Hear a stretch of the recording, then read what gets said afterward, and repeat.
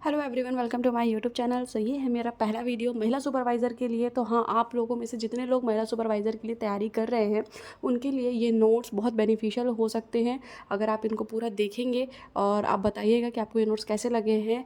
और अगर अच्छे लगेंगे तो मेरे मोस्टली बहुत सारे टॉपिक पे नोट्स बन चुके हैं, क्योंकि मैं खुद भी महिला सुपरवाइज़र के लिए तैयारी कर रही हूँ।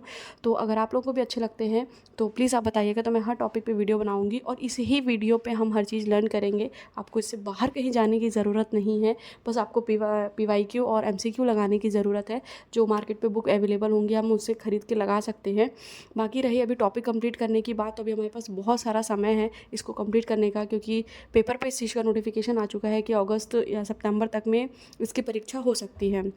तो आप सब में से जितनी भी लेडीज़ हैं जिसकी इस चीज़ की तैयारी कर रही हैं, महिला सुपरवाइज़र की तैयारी कर रही हैं, कुछ लेडीज़ जो घर पे रहती होंगी, जो कोचिंग नहीं कर पा रही हैं या उनको नहीं समझ में आ रहा है कहाँ से शुरू करना है, कहाँ पे ख़त्म करना है और कैसी शुरुआत करनी है, कौन सा टॉपिक उठाएं, कैसे पढ़ें। तो मैं ये वीडियो इसलिए ही बना रही हूँ कि जितनी भी लेडीज़ हैं जो घर पर हैं, जो मैरिड हैं, जो अनमैरिड हैं, जिनको नहीं समझ में आ रहा है तो कहाँ से शुरुआत करते हैं। हालाँकि मैं कुछ टॉपिक पर बना चुकी हूँ वीडियो, तो इसमें से मैंने पहला टॉपिक उठाया हुआ है न्यूट्रिशन या पोषण तत्व का। इस टॉपिक ये मैंने अभी सिलेबस डिस्कस नहीं कर रही हूँ पूरा। अगर आप लोगों को अच्छा लगता है तो आप लोग बताइएगा, तो मैं पूरा सिलेबस डिस्कस करूँगी और फिर उस बेसिस पे हर एक एक टॉपिक पे वीडियो बनाऊँगी, हर एक टॉपिक पे शॉर्ट नोट्स बनाऊँगी, जिसकी हेल्प से आप भी बनाते चलिएगा। ये इंग्लिश और हिंदी दोनों के लिए हेल्पफुल होगा और आप लोगों को ज़रूर इससे हेल्प ज़रूर मिलेगी। तो ये थोड़े मेरे रनिंग नोट्स हैं, मैं अपनी सहूलियत से बनाई थी। अगर आप इसमें कुछ चेंजेस के लिए बोलेंगे तो ज़रूर मैं करूँगी।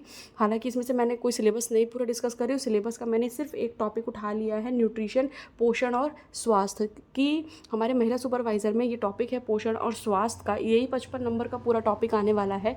तो मैंने इसी में से उठाया है ये टॉपिक। और ये पोषण और स्वास्थ्य मतलब हमारे स्वास्थ्य अच्छा रहे, इससे हमें अच्छा पोषण लेना ज़रूरी है। तो ये टॉपिक जो है आपके सिलेबस पे दिया हुआ है। और इसके अंदर मैंने सिलेबस के एक और इम्पॉर्टेंट पॉइंट उठा रखे, जैसे बैलेंस डाइट, एक कैसे पूरे आहार हमारे लिए इम्पॉर्टेंट होता है, खाना एक प्रॉपर बैलेंस तरीके से खाना खाना।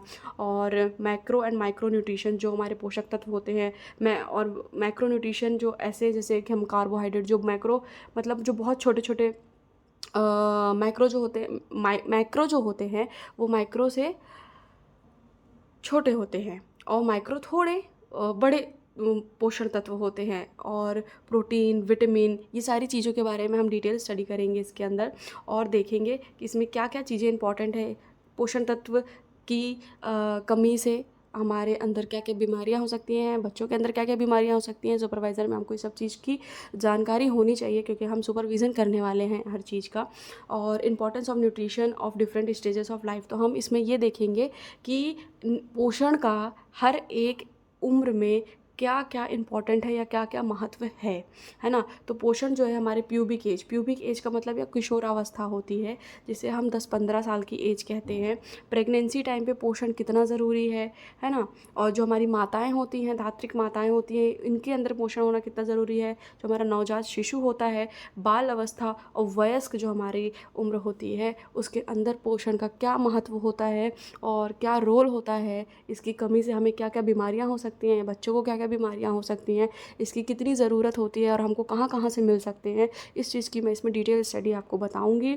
तो ध्यान से सुनते रहिएगा। ये मेरा थोड़ा पहला वीडियो है, तो कहीं पे कोई गलती होगी तो ज़रूर बताइएगा कि कहाँ पे क्या कैसी गलती हो रही है। लेकिन जो इसमें नोट्स बने हुए हैं वो प्रॉपर तरीके से नोट्स बने हुए हैं।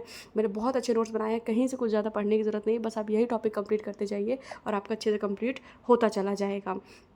तो हम न्यूट्रिशन या पोषण की बात कर रहे थे, तो ये न्यूट्रिशन दिया हुआ है। न्यूट्रिशन 2 प्रकार के होते हैं, मैक्रो न्यूट्रिशंस और माइक्रो न्यूट्रिशन। ठीक है, मैक्रो न्यूट्रिशंस हमेशा हम ग्राम में मापते हैं और माइक्रो न्यूट्रिशन हम मिलीग्राम में नापते हैं। ठीक है, तो मैक्रो न्यूट्रिशन और माइक्रो न्यूट्रिशन 2 तरह के हो गए। एक हो गया हमारा माइक्रो, एक हमारा हो गया मैक्रो, एक हो गया हमारा माइक्रो। मैक्रो न्यूट्रिशन जिसे ग्राम में नापा जाता है, माइक्रो जिसे मिलीग्राम में नापा जाता है। तो चलिए देखते हैं कि मैक्रो जो न्यूट्रिशन होता है, जिनको हम ग्राम में नापते हैं, ग्राम में खाना चाहिए, वो कौन कौन से न्यूट्रिशन होते हैं। तो पहला न्यूट्रिशन होता है कार्बोहाइड्रेट। कार्बोहाइड्रेट को हम शुगर भी कहते हैं और हिंदी में शर्करा भी कहते हैं। जितनी भी हम शुगर लेते हैं, जिस जिस चीज़ पे शुगर होती है वही क्या कहलाता है, हमारा कार्बोहाइड्रेट कहलाता है। अच्छा, कार्बोहाइड्रेट हमको कितना लेना चाहिए, हर एक दिन में मिनिमम हमारे अंदर कार्बोहाइड्रेट या शुगर कितनी जानी चाहिए। तो एक दिन में हमें 300 से 400 ग्राम जो है शुगर हमारी बॉडी में जाना चाहिए। ये आप लोग लिखते जाइएगा, नोट करते जाइएगा, क्योंकि ये आपसे पूछ सकता है महिला सुपरवाइज़र में कि एक दिन में हमें कितना कार्बोहाइड्रेट लेना ज़रूरी है। ठीक है, तो एक दिन में हमको 300 से 400 ग्राम कार्बोहाइड्रेट लेना ज़रूरी है। अब आ जाते हैं हम फ़ैट की बात करते हैं कि कितना फ़ैट हमारी बॉडी पे जाना चाहिए, हमारे शरीर पे जाना चाहिए। तो हमारे बॉडी पे 80 ग्राम जो है फ़ैट जो है हमारे शरीर में जाना चाहिए।